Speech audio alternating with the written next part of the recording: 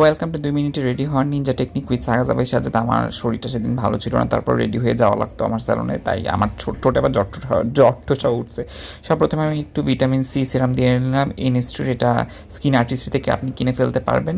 এই সিরামটা দিলে স্কিনটা অনেক হাইড্রেটেড লাগে। এরপরে আইব্রোজটাকে গ্রুম করে ফেললাম একটু আইব্রো জেল দিয়ে, এটার নাম হচ্ছে got to be glued eyebrow gel. এরপরে মেরিল ভ্যাসলিন দিয়ে ঠাসা ঠাসা করে আমার লিপসটাকে প্রেপ করে ফেললাম, এর বেশি কিছু লিপসে দেওয়া যাবে না।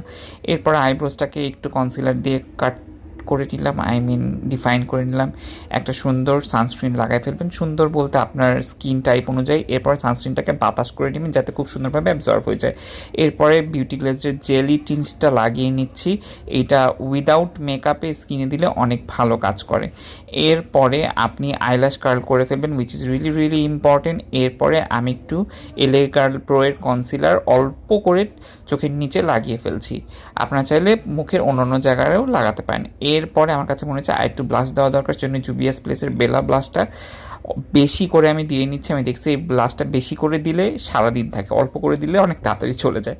That's it.